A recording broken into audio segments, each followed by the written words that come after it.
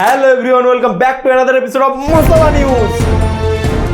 আজকের ভিডিওতে ইলেকশনের মতো গরম বাজারে আমি কিছু গরম নিউজও জোগাড় করেছি, কিন্তু তার আগে বন্ধুরা আগের ভিডিওটা কি কেজি রেসপন্স হয়ে ইনস্টাতে 4.5K আর ইউটিউবে আর একটু হলে 1K হয়ে যেত, কিন্তু 700 ভিউজে আটকে গেল। তাই বন্ধুরা আমার টেস্টিক্যাল রিকোয়েস্ট, এই ভিডিওটা দেখা শেষ হয়ে গেল, ওই ভিডিওটা দেখে আর ভিডিওটার ভিউজ তাড়াতাড়ি 1K পূরণ করে দাও। তো যাই হোক বন্ধুরা, এবার আছে আমাদের সবার প্রথমের নিউজে। ফেসবুকে যখন দেখলাম ওর ছবি, পুরাই একদম ডোনাল্ড ট্রাম্পের মতো দেখতে, চেহারা ফেসিয়াল স্ট্রাকচার বলেন আর হেয়ারস্টাইল বলেন, পুরাই মিলে যায় ডোনাল্ড ট্রাম্পের সাথে। কথাই শুনেছিলাম পৃথিবীতে একরকম দেখতে অনেক মানুষ আছে, কিন্তু একরকম দেখতে যে মোষও আছে এই প্রথম জানলাম।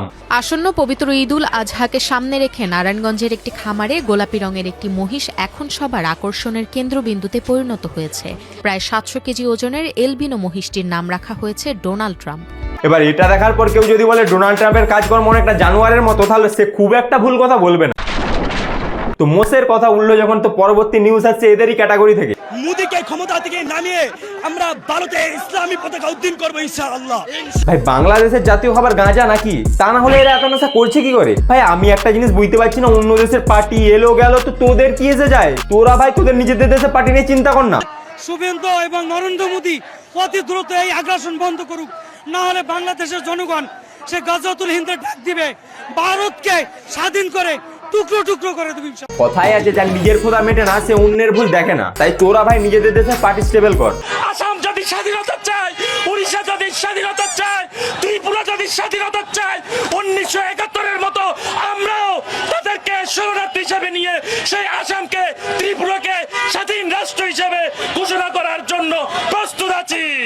ওরে আমার 2026-এর জিন্নারে কি এমন বিপ্লবী এসে গেছে যে ওর জন্য ভারতের 4টা রাজ্য ভাগ করে দিতে হবে। যদি ভারত মুসলমানদের সাথে যুদ্ধ করতে চায়, ইনশাআল্লাহ আমরা যুদ্ধ করার জন্য তৈরি আছি। কিন্তু ভাই তোরা কি নিয়ে যুদ্ধ করবি? কলা গাছের মিসাইল, বাঁশের বন্দুক না পাথর? ভাই একটা কথা আছে, ঘরে নেই চাল ডালের আমদানি, আর এদিকে ছেলে ফেসবুকে এসে দেখায় মস্তানি। আমরা এক আল্লাহু আকবার ধরে দিব, আপনারা বঙ্গোপসাগর পার হইয়া, ভারত সাগর পার হইয়া প্রশান্ত মহাসাগরে পড়বেন। কিন্তু কাকু ভারত আর বাংলাদেশের মধ্যে তো কোনো মহাসাগরই নেই। ভাই তাই বলছি, হতে হলে শিক্ষিত হও, নাহলে অশিক্ষিত তো বাংলাদেশের মুসলিমও রয়েছে।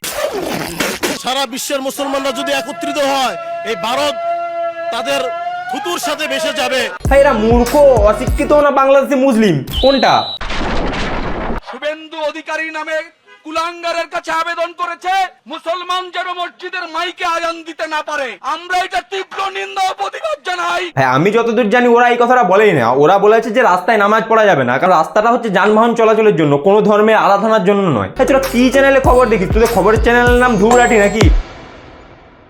এবার এরপরের নিউজ আসছে গিরগিটিজের প্রজাতি থেকে, যারা ভোটের আগে টিএমসি, রেজাল্টের পর বিজেপি, তার জন্য অডিয়েন্সদের জন্য ভালোবেসে একটা নামও রেখেছে, এমসিবিসি। দীর্ঘ লড়াইয়ের পরে বিজেপি সরকার বাংলায়, আর আমার একজন ইনফ্লুয়েন্সার হয়ে, একজন দায়িত্ববান নাগরিক হয়ে কিছু কথা বলা দরকার।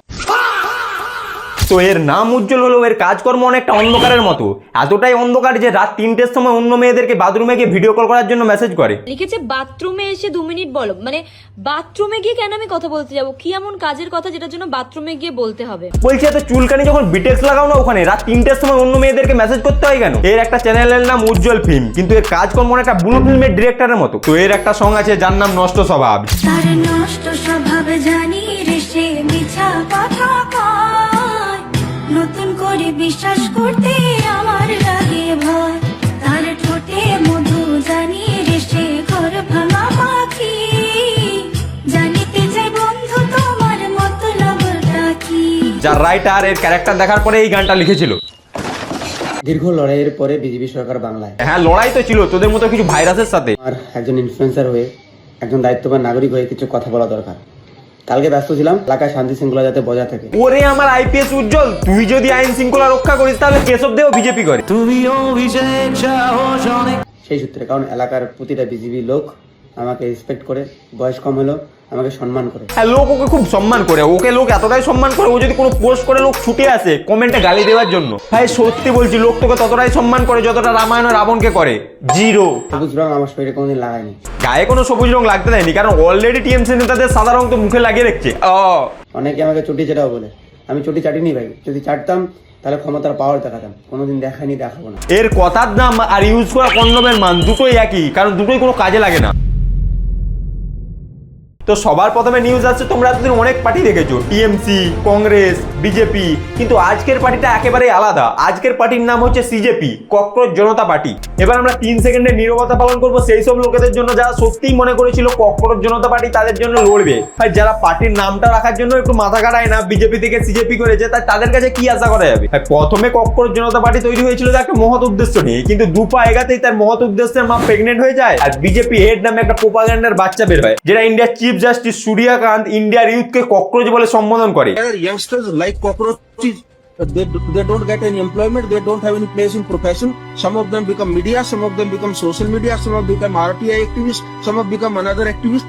তো প্রথমে আমিও একজন ইউথ হই, এই জিনিসটা আমাকেও খারাপ লাগে। তো ফার্স্টে আমি এই পার্টিটাকে সাপোর্টই করি, তারপর ফলোয়ার বাড়তেই আর বাইরে থেকে ফান্ডিং আসতেই এই পার্টি এর আসল রূপ দেখিয়ে দেয়। तो अब हमारा नेक्स्ट टारगेट है कि कुछ भी करके हमें बीजेपी के फॉलोअर्स कम करने हैं। এই সিজিপি পার্টির রিয়ালিটি দেখবে, 50% এর বেশি ফলোয়ার পাকিস্তান, বাংলাদেশ থেকে।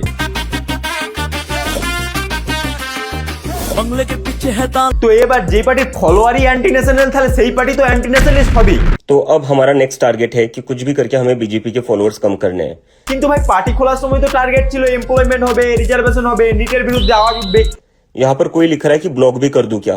बिल्कुल ब्लॉक भी कर दो। হ্যাঁ ব্লক করে দে ভাই, ওটা বিজেপি পার্টি, তোর গার্লফ্রেন্ড না যে ব্লক করে দেন কোনো ফারাক করবে? ভাই বিজেপি একটা পলিটিক্যাল পার্টি, আর যে ইউথকে ককরোচ বলেছিল সে হচ্ছে ইন্ডিয়ার chief justice. Youngsters like cockroaches. ভাই সে ভারতের আইনের বিচারপতি, আর আইন বিজেপির আন্ডারে পড়ে না। लाइक इन लोगों को 12 साल लगे ये करने में, उसके लिए इन्होंने कितने हजारों करोड़ रुपए खर्च किए होंगे अपनी फॉलोइंग बढ़ाने के लिए, और आप लोगों ने 4 दिन में सब कुछ खत्म कर दिया, इनका सब कुछ खत्म कर दिया। ভাই এর থেকে মূর্খ স্টেটমেন্ট আমি লাইফে আর শুনিনি। ভাই ওরা 14 বছর ধরে ইলেকশন জিতে গোটা ভারতে ক্ষমতায় আছে, আর তোদের শুধু ইনস্টাগ্রামে ফলোয়ার আছে, তার অর্ধেকের বেশি তো আবার বাইরের দেশের। ভাই ওদের লেগেসির সাথে তোদের ডিফারেন্স অতটাই আছে, যে তোরা টিএমসি পার্টির লিডার অভিষেকের সাথে ভালো কাজের আছে, কংগ্রেসের সাথে পিএম সিটের আছে, আর একটা ম্যাচিউর মানুষের সাথে এই সিজিপি পার্টির আছে।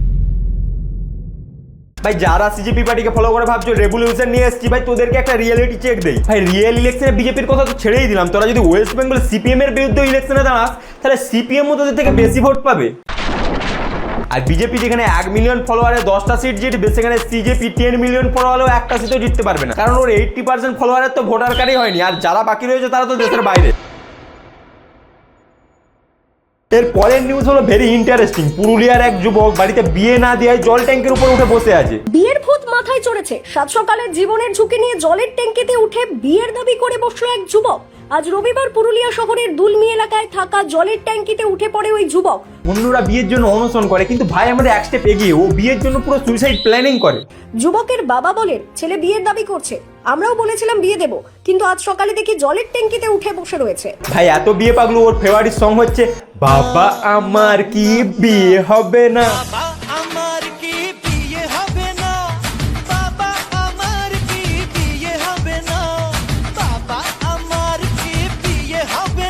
অন্যরা বিয়ে করতে চায় না, কিন্তু ভাই আমাদের বিয়ে করার জন্য এমন কোনো কাজ নেই যে করে না। এবার নেক্সট নিউজ আসছে আমাদের পিএম এর কাছ থেকে। ইটালি ট্যুরে গিয়ে মোদিজি মেলোনির জন্য মেলোডি ট্রফি গিফট করে। Prime Minister Modi brought us a gift, a very, very good toffee. Melody. বন্ধুরা মোদিজির পার্টির ফ্ল্যাগ অরেঞ্জ হলো, মোদিজি আসলে একটা গ্রিন ফ্ল্যাগ। এই ভিডিওটায় মোদিজি একসাথে দুটো কাজ করছে, এক্সটার্নাল অ্যাফেয়ারের সাথে personal affair. So that's it guys, আজকের জন্য এতটাই। এই ভিডিওর কোন পার্টটা ভালো লাগলো তোমরা কমেন্ট করে জানাও, আর এর পরের ভিডিওটা কিসের উপর বানাবো সেটাও কমেন্ট করে জানাতে পারো। তো ভিডিওটাকে লাইক করো, চ্যানেলটাকে সাবস্ক্রাইব করো। Tata bye bye, signing off.